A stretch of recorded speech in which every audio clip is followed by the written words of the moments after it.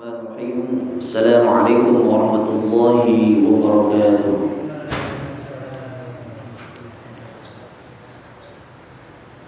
Alhamdulillah, alhamdulillahilladzi an'amana bi ni'matil iman wal islam.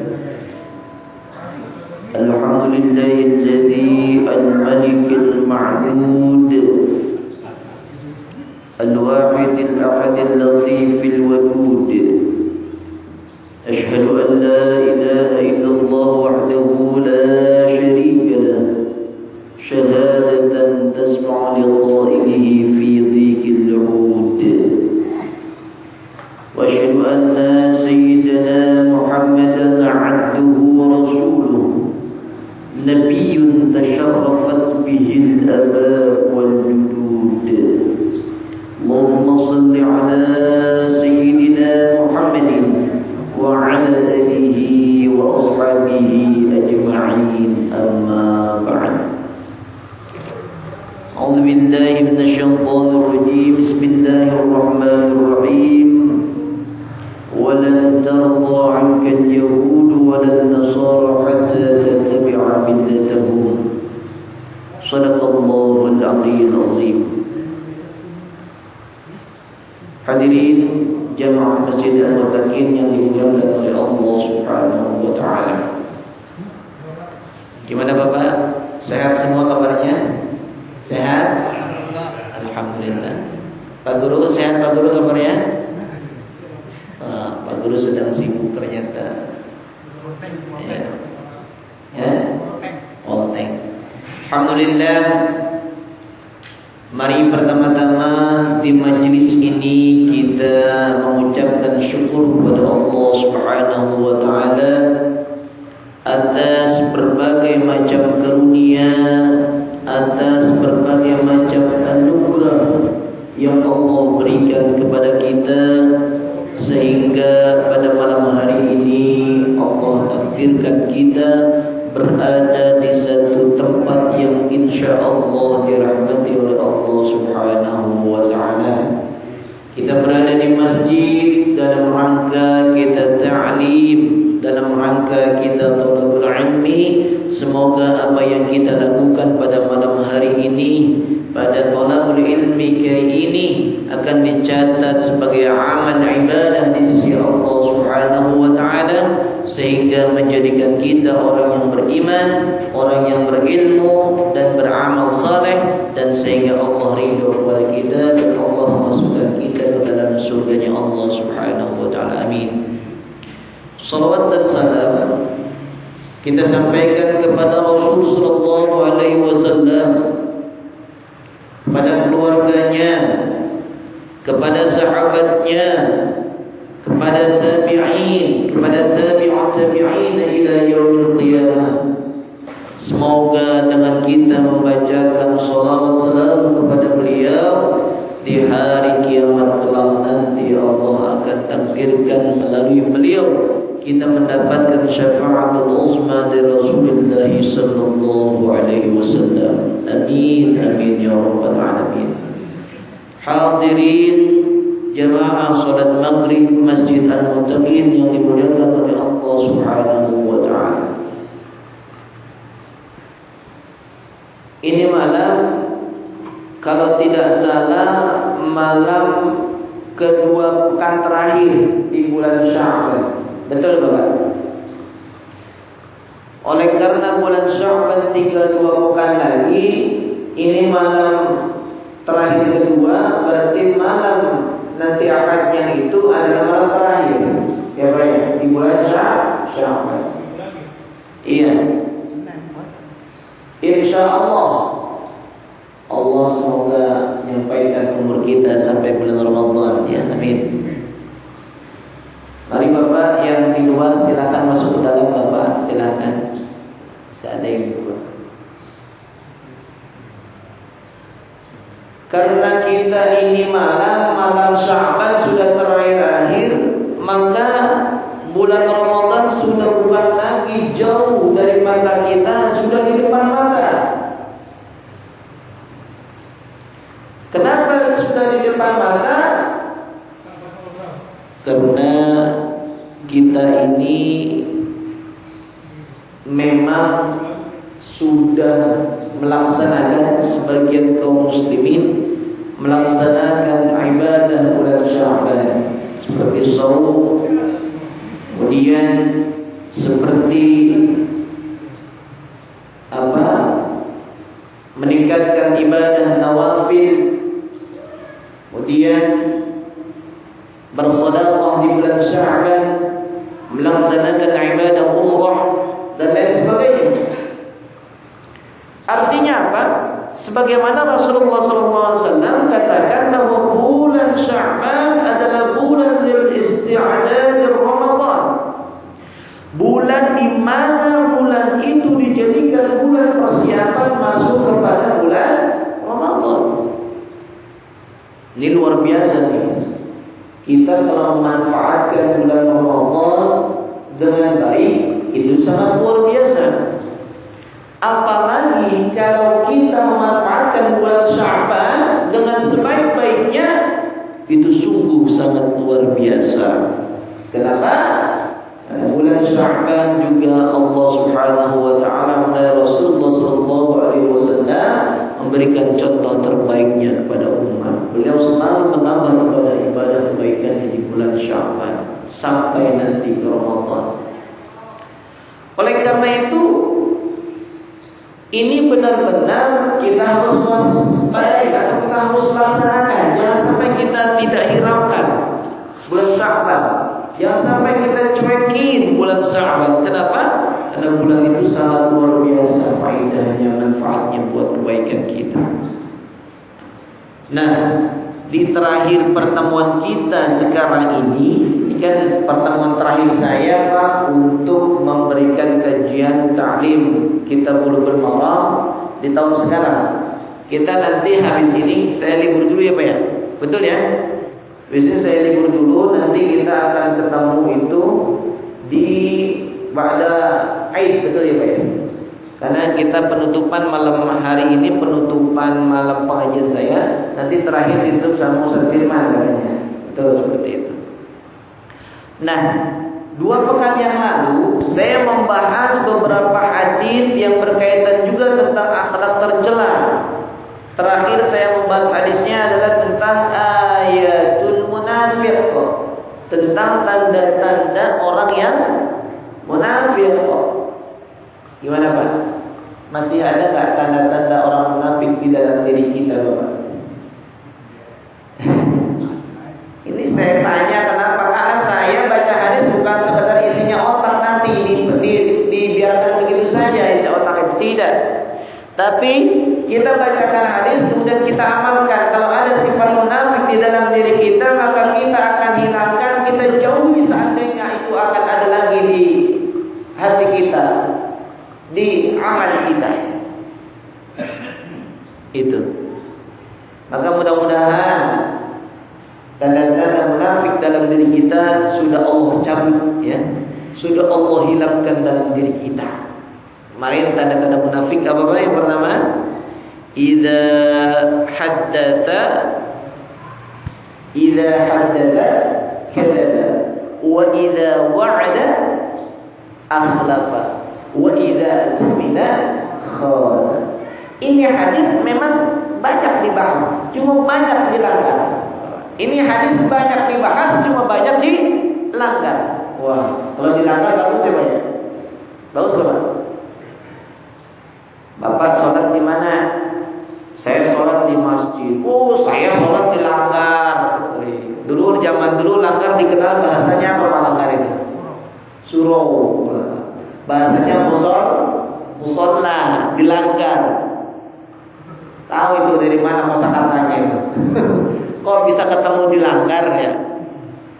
Langgar kan kalau kita maksudnya dilanggar dalam kamus bahasa Indonesia itu dilawan Pak ya. Dilanggar itu maksudnya pelanggaran, kan begitu ya. Tapi Allah Allah mungkin ada filsafatnya yang kali menyebutkan kalimat itu. Tuh Pak, kita nggak boleh Pak mengadakan 3 ciri-ciri atau 3 tanda-tanda orang yang munafik itu.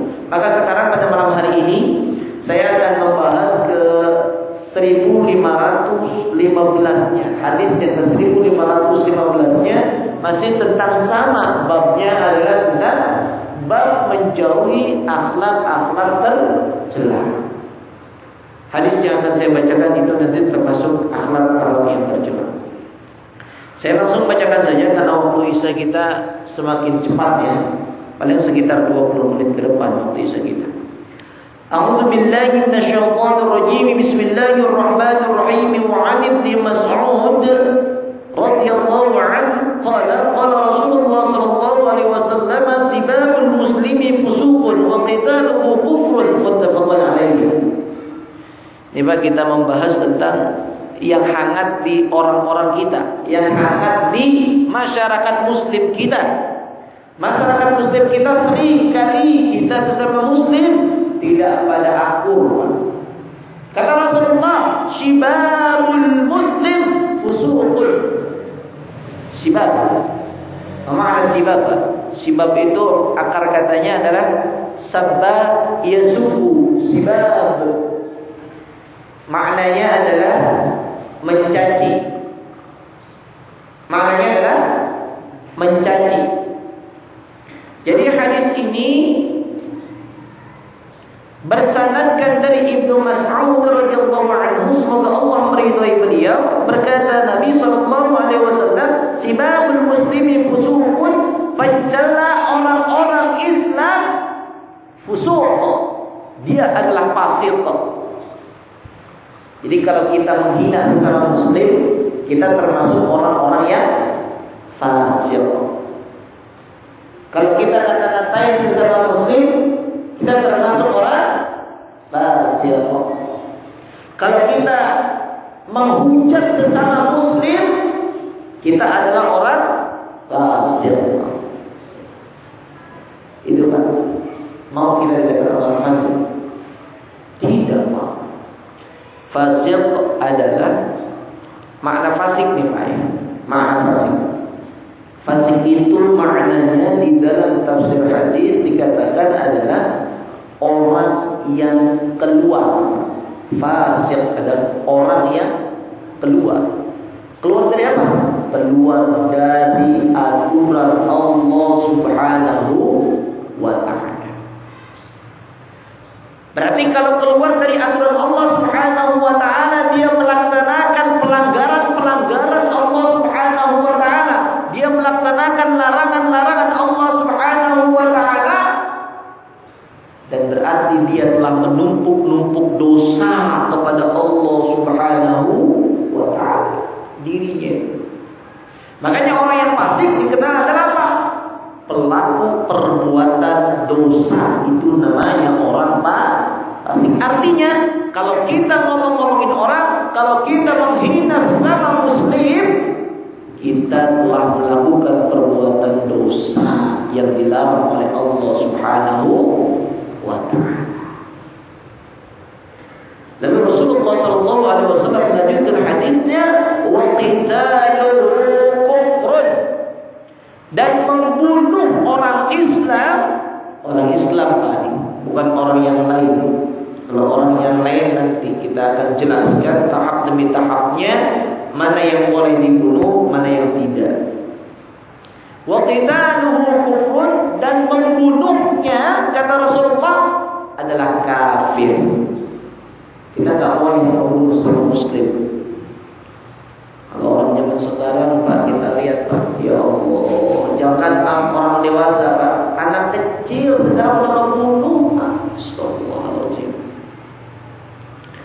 Anak SD udah membunuh Pak, anak SMP udah membunuh, anak SMA apalagi kayak itu kriminalnya. Ini udah kelewatan sebenarnya di zaman saya bilang. Padahal mereka muslim gak? Dia Islam enggak? Islam. Tapi kenapa mereka melakukan itu? Kenapa? Karena mereka kurang iman dan kurang ilmu agama yang tidak diterapkan oleh orang tuanya. Kenapa saya bilang orang tuanya? Karena sesungguhnya kullu mauludin yuladu 'alal fitrah. Setiap anak dilahirkan di dunia ini semuanya adalah suci, semuanya adalah fitrah, semuanya adalah baik. Fa'abawahu yuhawidanihi, maka siapa yang kemudian membawa itu anak menjadi baik dan anak itu menjadi buruk? Orang tuanya. Siapa itu yang membuat anak menjadi baik atau menjadi buruknya? Orang tuanya, bukan tetangganya. Kalau ada orang yang bilang, Pak, masyarakat situ masa bodoh. Ingat, pendidikan pertama di keluarga. Kalau bapaknya, kalau ibunya menjaga anak-anaknya dengan baik, menjaga keturunannya dengan baik, maka insya Allah anaknya akan jadi anak yang soleh, anak yang soleha. Kalau setiap keluarga adalah keluarga yang baik, kalau setiap keluarga adalah keluarga yang soleh dan soleha, maka insya Allah akan terbentuk masyarakat yang soleh, masyarakat yang soleha. Kalau masyarakat itu terbentuk masyarakat soleha, maka akan terjadi negara yang soleh. Kalau sekarang masyarakat keluarganya kita acak-acakan, ada yang broken home, betul nggak Pak? Ada yang ini, ada yang itu. Bagaimana masyarakatnya mau baik? Kira-kira baik nggak Pak? Coba Mas, baik nggak? Nggak bisa. Nih, saya ngomong begini ini kenyataan Pak. Kemarin saya ada di Bandung tuh, saya ikut pelatihan selama 5 hari di Bandung. Judulnya di situ adalah mendampingi anak dalam pendidikan agama. Coba sekarang saya tanya, siapa yang membimbing anak kita dalam pendidikan agama? Gurunya di sekolah. Saya tanya Pak, gurunya di sekolah berapa jam Pak? Saya bilang mendidik anak di sekolah berapa jam? Banyak mana waktunya di sekolah apa di rumah Pak? Saya tanya. Di rumah. Di rumah itu anak dioperin kagak sama bapak ibunya? Diurusin kagak sama bapak ibunya pendidikan agamanya? Diingatkan sholat fardu enggak tuh anaknya? Diingatkan membaca Quran enggak tuh di anaknya? Kalau disupai para orang tua termasuk saya mungkin paling Pak kita ngingetin anak sehari mungkin kalau kita lagi sholat sekali Pak untuk sholat, enggak setiap waktu sholat, betul nggak? Padahal nanti pertanggungjawabannya ketika di akhirat kita mau masuk ke surga, anak kita tidak masuk surga, maka anak kita akan memberatkan kita untuk kita masuk ke dalam surga. Bisa jadi kita akan bersama-sama anak kita di neraka. Kenapa? Karena anak tanggung jawab kita nanti di akhirat. Itu Pak. Makanya kemarin saya luar biasa di Bandung selama 5 hari itu kita membahas tentang pendidikan agama. Siapa yang ngurusin pendidikan agama? Ini pemerintah kita sekarang udah gak ngurusin. Bahkan saya dengar miras itu akan dilegalkan. Minuman keras itu akan dilegalkan. Pendidikan agama itu kayak semakin kesini bukan makin ditekankan, malah makin dikabulkan pendidikan itu. Sehingga pendidikan agama itu dikesannya tidak ada bermanfaatnya, tidak ada gunanya, sehingga akhirnya partai apapun berdiri silakan, PKI mau apa gitu boleh di Indonesia. Akhirnya rusak semua ini negara. Benar tak? Jadi kadang-kadang kalau ngomongin pendidikan agama ini udah jangan serahkan pendidikan agama di sekolah, serahkan pada diri Anda sebagai orang tua. Serahkan pendidikan itu sama diri kita semua. Kenapa? Karena sesungguhnya pendidikan yang paling utama adalah di keluarga, bukan di sekolah. Walaupun sekolah itu sampai pulang jam 6 maghrib sore. Walaupun misalkan nanti ada sekolah nih, tahun kapan berangkat jam 6 pulang jam 6 lagi. Walaupun begitu, jangan sampai. Kenapa? Ingatlah, seorang ibu tidaklah sama dengan seorang guru. Seorang ibu dia mendidik dengan kasih sayang, dia mendidik dengan perasaan bagaimana hatinya bersambung dengan hati anaknya. Seorang bapak pun sama, beda dengan seorang guru yang bukan anaknya. Oleh karena itu saya katakan sekali lagi, pendidikan yang terbaik adalah di lingkungan keluarga. Tapi begitu pun ketika sebaliknya, ketika di rumah tidak. Kalau misalkan di rumah itu bagus, orang tuanya memperhatikan anaknya, maka nanti anaknya akan muncul potensi yang luar biasa dari anak sendiri. Tapi sebaliknya, jika orang tua tidak memperhatikan anaknya, tidak akan muncul potensi kebaikan, malah akan muncul potensi kejahatan dari dirinya. Makanya anak-anak sekarang banyak berbuat anarkis, karena lingkungan keluarganya begitu. Lingkungan keluarganya menyupport dia untuk jadi penjahat. Lingkungan keluarga mendukung dia untuk menjadi penjahat secara tidak langsung. Benar nggak? Gimana nggak langsung orang anak-anak jam 10 masih keluyuran, anak laki-laki. Pulang ke rumah jam 1 kagak ditanya, dari mana mas? Enggak gitu, cuek aja. Dia mah biasa pulang jam segitu. Paling titip kunci sama anaknya, mas nanti kalau pulang kuncinya di sini ya. Gitu. Astagfirullahaladzim. Hah? Ayo.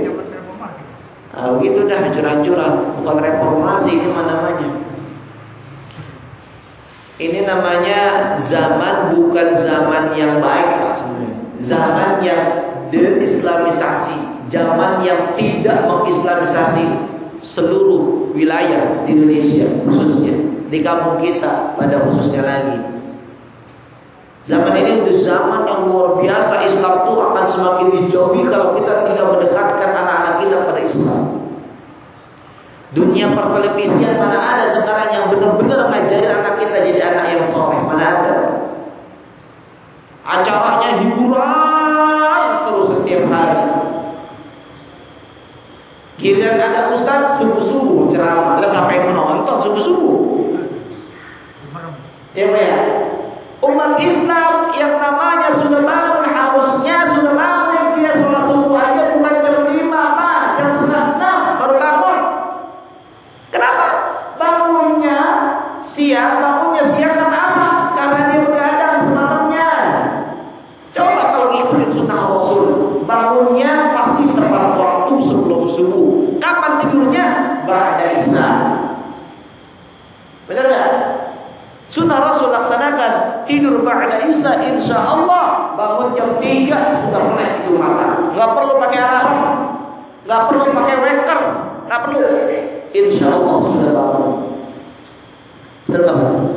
Betul. Makanya ikutin contoh Nabi Muhammad SAW. Ini Pak, makanya saya pembahasan di sini sekarang saya miris. Melihat penjelasan hadisnya ini kita ya Allah benar-benar.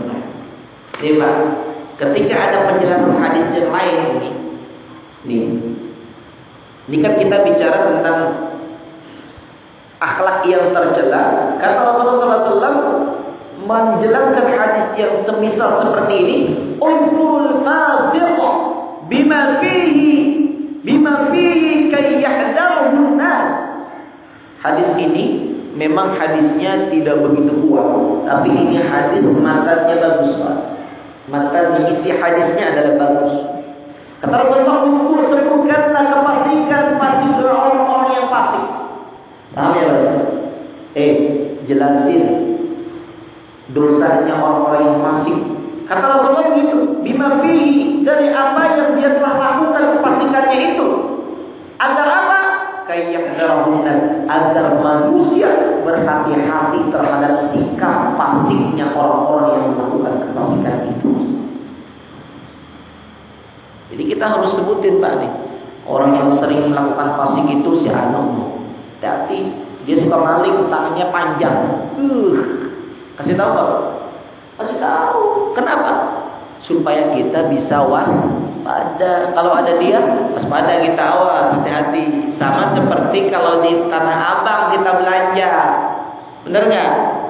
Kalau ke Tanah Abang Bapak jangan sembarangan Pak, naruh dompet di kantong cuekin aja, hati-hati Pak. Pulang-pulang Bapak bisa jalan kaki. Kenapa? Gak punya duit. Kenapa? Dompetnya hilang. Tuh Pak. Kata Rasulullah, sebutin hati-hati. Tempat yang harus diwaspadai di mana? Orang-orang yang harus diwaspadai itu orang-orang model kayak apa? Itu harus kita kenali Pak. orang-orang fasik. Tapi nanti tentu ada batasannya. Untuk apa tujuannya? Hanya untuk menjadi peringatan buat orang-orang jangan sampai kita terkena sifat fasik yang dilakukan oleh orang yang melakukan fasik itu. Itu Pak. Nah itu hadis yang menjelaskan tentang tadi juga. Maka kemudian ada lagi nih hadisnya Pak. Hatta mata tar'una an dzikril fajir ihtiquhu hatta yahdharuhu nas. Hadisnya semisal itu sama. Hadis ini disampaikan oleh Imam Al-Baihaqi dalam kitab Al-Kabir kitabnya. Kata Rasulullah SAW, sampai kapan kamu menjaga omongan tentang orang-orang yang melakukan dosa itu? Artinya maksudnya gini kata Rasulullah, gak usah diumpetin. Coba sampai kapan kamu mau diam terus?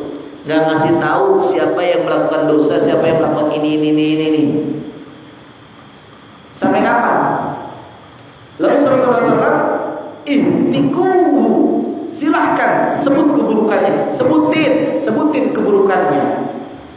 Misalkan ada orang yang maaf ya, dia selalu mengambil sendal di masjid misalkan. Ada Pak orang yang kebiasaannya selalu mengambil sendal di masjid Pak.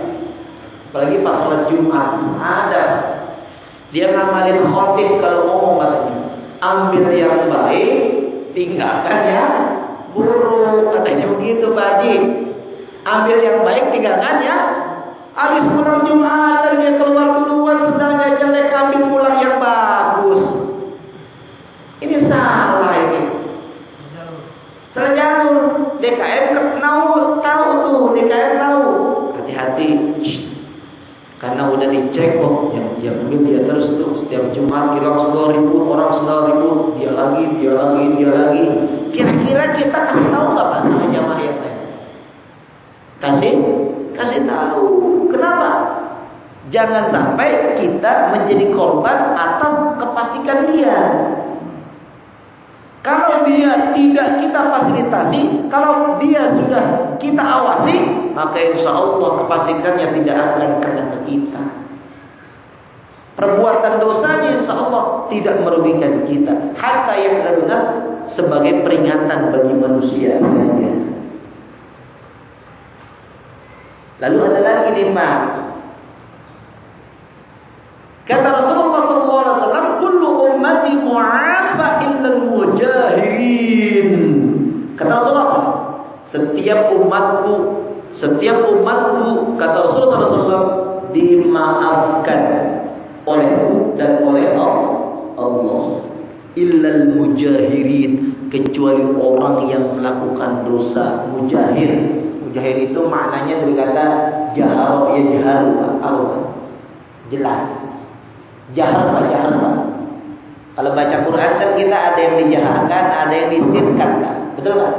Dikeraskan, ada yang dipelankan. Kalau maghrib, isya, subuh itu baca Qurannya, kalau dalam sholat dijaharkan. Ya kan? Ini mujahirin, maksudnya adalah apa? Orang-orang yang melakukan dosa secara terang-terangan. Allah tidak akan maafkan, Rasul tidak akan maafkan orang yang seperti itu. Siapa Pak? Orang-orang yang gak punya malu, orang-orang yang fasik. Benar gak? Orang yang fasik Pak. Coba orang yang fasik malu gak Pak melakukan dosa?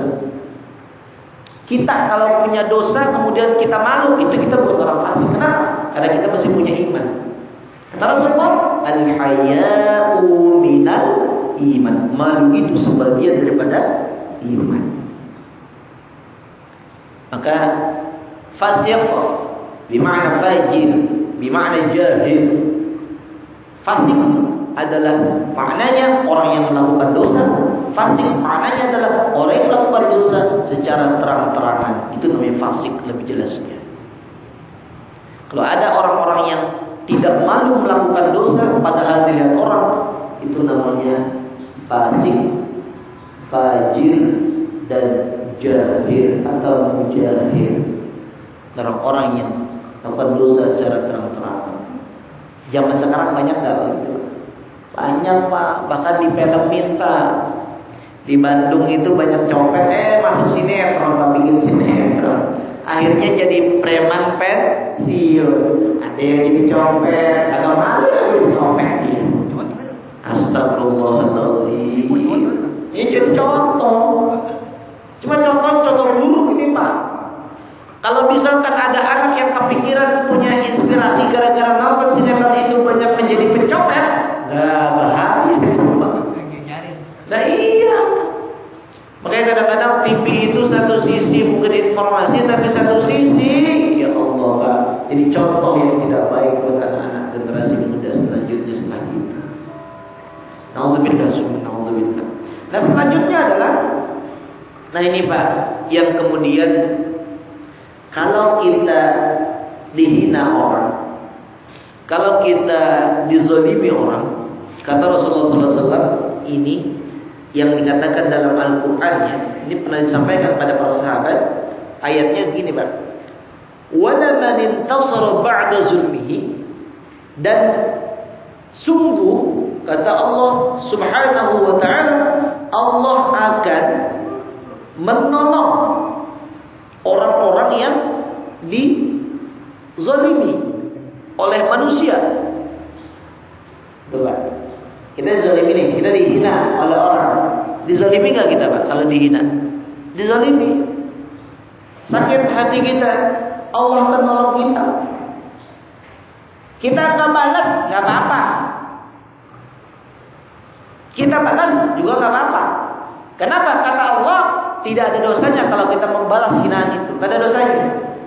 Faulaika ma alaihim min sabil, kata Allah Subhanahu wa taala, ketika kita dizalimi kemudian kita membalaskan, tidak ada dosanya sama sekali. Tetapi ingat, Allah menolong kita. Ingat, Allah menolong kita. Kalaupun kita tidak balas, Allah akan membalasnya. Betul kan? Maka kalau kita tidak mampu untuk membalas kejahatan orang sama kita, kita serahkan kepada Allah. Kita yakin Allah tidaklah tidur melihat hamba-Nya dizalimi oleh siapapun. Allah nanti akan membalas kepada hamba yang menzalimi hamba yang lainnya itu. Insya Allah. Seperti itu Pak. Jadi kalau kita sama muslim nih Pak, insya Allah hilangkan kita sifat sikap yang saling menghina sesama muslim, sifat sikap yang saling mencaci sesama muslim. Kenapa? Karena Allah sangat benci, Rasulullah sangat benci hal itu. Kenapa? Karena persatuan tentu akan jauh. Pak, Bapak mungkin belum tahu informasinya. Di Cibitung Pak, itu ada satu lokasi tanah luas. Ini Pak, tanah luas. Di sana kebetulan masih ada tanah yang luas, di Serang Tengah khususnya. Itu ada satu lokasi tanah yang sudah mulai diuruk, dan katanya itu akan mau dibangun gereja terbesar se-Asia Tenggara. Sekarang saya tanya Pak, kalau ada gereja terbesar se-Asia Tenggara di pusatnya Islam di Cibitung, itu kan dekat Kiai Pak, Selang itu. Tahu kan Pak, Kiai Selang Pak, Selang Tengah, tahu Kiainya? Kiai Jahari Pak, Kiai Nawawi kan? Cengger, pusatnya Cengger. Iya kan? Cengger kan? Cengger apa? Itu mau dibangun gereja pada situ. Sudah masuk permohonan izinnya ke Kelurahan Wanasari. Ketika kemudian kita masih berselisih paham tentang perbedaan pendapat antara orang-orang Islam tentang sesuatu yang harusnya tidak usah diperdebatkan, dan malah kita kadang-kadang berantem sesama muslim, sementara orang-orang kafir musuh kita sudah berada di sana untuk menerkam kita dengan gereja yang begitu besar, siap-siap saja Pak, kristenisasi bukan cerita doang, sudah menjadi hal biasa di negeri ini kristenisasi. Benar. Ya kita. Yang salah siapa? Kita. Yang salah siapa?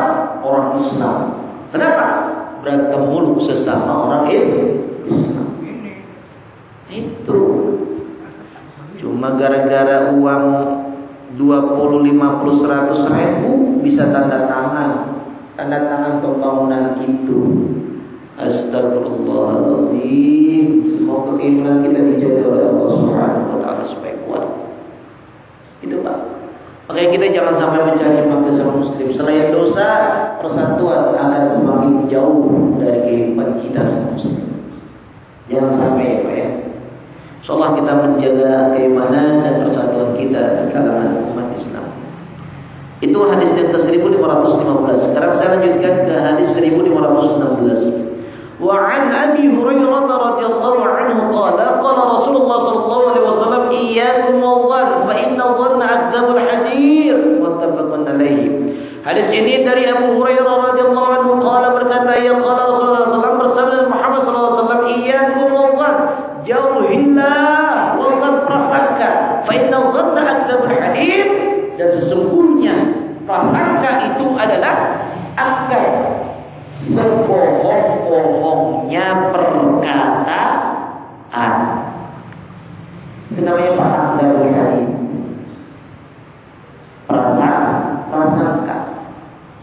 Nah kalau kita kemudian sering berprasangka, apakah kita selalu bohong terus? Ya benar Pak, kita berbohong terus. Kenapa? Jelas hadisnya makna zahir Pak. Maknanya jelas, tapi penafsiran yang begitu dalam. Maka kalau sesama muslim kita saling bersangka, kalau bersangkanya baik namanya husnuzan, kalau bersangkanya buruk namanya su'uzon. Ini bahaya. Sering kita melakukan su'uzon Pak. Husnuzan kita jarak sama muslim, betul Pak? Jarak. Ada orang yang baru beli sesuatu udah mulai zon di hadapan kita, berprasangka. Wah, dia dari mana tuh uangnya? Wah, dia dari mana tuh itu? Astagfirullahaladzim. Curiga, prasangka.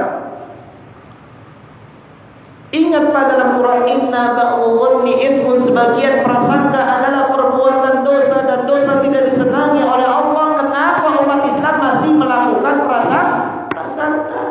Masih melakukan su'udzon. Itu bahaya. Makanya saya kadang-kadang nih rencananya kalau misalkan gak ada halangan, malam ini kita rapat, saya rapat di pesantren untuk kita mengadakan aksi demo lah kasarnya. Demo di situ Pak. Di pembangunan gereja itu. Udah mulai. Makanya benar-benar dah. Ini umat Islam sekarang sedang tidak punya kekuatan seakan-akan. Kenapa? Karena kita dilecehkan luar biasa, dihinakan luar biasa. Maka salah satu kunci untuk menangkal itu adalah apa? Persatuan yang kita utamakan. Ini bulan Ramadan, jangan sampai cuma gara-gara perbedaan 11 sama 23 kita bisa jadi berantem nih. Sengaja Pak, dia dibikinnya ketika bulan Ramadan, ketika orang fokus sama ibadah, kemudian dia tidak memikirkan hal-hal yang kayak gitu Pak. Akhirnya dia bisa jalan normal begitu aja pembangunannya. Sengaja. Kenapa dia kemudian mengadakannya pas di bulan Ramadan? Karena orang butuh duit. Ketika orang butuh duit, dikasih duit pasti terima. Betul nggak? Dia pintar strateginya seperti itu. Itu Pak. Makanya nauzubillah kalau kita kemudian bisa terbawa dengan hal-hal yang remeh-temeh seperti itu dunia yang kecil tidak ada bandingan dengan kehidupan akhirat kelak kita nanti. Maka prasangka sesama muslim haruslah prasangka yang baik, jangan prasangka yang buruk. Kenapa? Karena sekali kita mengeluarkan prasangka yang buruk, nauzubillah, summa nauzubillah, itu akan menjadi darah daging dalam kehidupan kita. Kita selalu akan berpikir negatif, berpikir suuzon selanjutnya. Karena Allah Subhanahu wa taala katanya begini pada surah Al-Hujurat ayat yang ke-12, "Ijtanibu katsiran minadh-dhann", jauhilah prasangka itu. Kenapa? Karena banyak berprasangka itu cenderung kita banyak mengungkapkan perbuatan-perbuatan yang kebohongan, ucapan-ucapan kebohongan. Betul enggak? Kan kalau yang namanya prasangka kalau kita baca dalam tafsirnya Pak, itu detik atau terbetik di dalam hati kita sesuatu yang bisa saja itu benar, bisa saja itu salah. Maka itu prasangka dibilangnya. Makanya kita jangan berprasangka. Gak boleh, biarkan saja. InsyaAllah ketika kemudian kita tidak berprasangka, kita serahkan kepada Allah khususan dengan baik, sebaik-baiknya karena Allah Subhanahu wa taala terhadap seorang tersebut, maka insyaallah innallah ma'azzni 'abdi. Allah bersama prasangka para hambanya. Kalau kita berprasangka baik sama saudara kita, maka insyaallah saudara kita menjadi orang baik. Betul nggak? Begitu aja udah, simpel kan ya Pak? Simpel gitu aja. Nah kemudian Rasulullah SAW begini Pak. Ini bukan termasuk orang-orang yang berprasangka nih dalam hadis Rasulullah. Tajawazallahu amma tahaddathat bihi al-ummatu anfusaha ma lam tatakallam aw ta'mal. Hadis ini diriwayatkan oleh Bukhari Muslim. Kata Rasulullah SAW adalah dibolehkan, Allah Subhanahu wa taala membolehkan mengucapkan sesuatu oleh umatku terhadap jiwanya sebelum dia mengucapkan atau melakukannya. Maksud mengucapkan hadas itu terbetik di dalam hatinya, Pak. Dia boleh nih, Pak, kalau misalkan dia dalam hatinya berkata, wah, belum ngomong nih, jangan-jangan dia dalam hatinya doang baru Pak. Dalam hatinya belum diucapkan, malam tatakallam, belum diucapkan, baru hatinya ngomong. Itu boleh. Itu tidak termasuk dosa. Yang dosa adalah apa? Manakala diucapkan dan kemudian dilaksanakan, jangan diamalkan. Itu Pak yang dosa. Maka jangan sampai kita. Makanya di sini ada ulama membagi zon itu kepada 3. Zon prasangka dibagi kepada 3. Yang pertama adalah dihukumkan zon itu sebagai kewajiban. Kita wajib berprasangka. Hebat itu Pak. Yang kedua adalah dikatakan zon yang sunnah. Zon yang apa? Sunnah. Dan yang ketiga adalah zon yang haram. Kalau ditambahkan ada yang keempat namanya zon mubah, tapi enggak itu Pak. Mubah itu sesuatu yang boleh-boleh saja silakan. Tetapi yang wajib saya menjelaskan. Zon yang wajib, prasangka yang wajib adalah prasangka kepada siapa?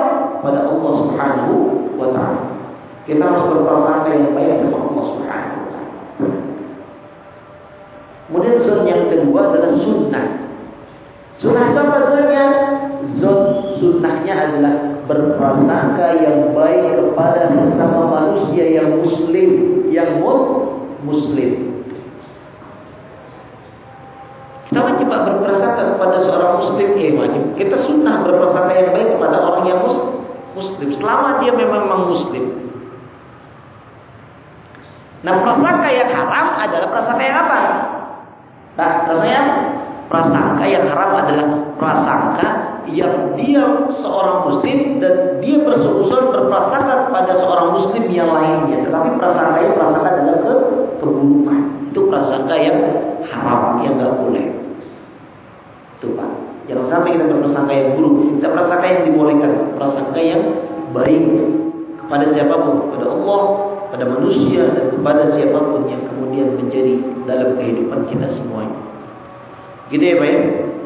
Itu saja mungkin Pak, karena sudah masuk waktu Isya yang 7 ya.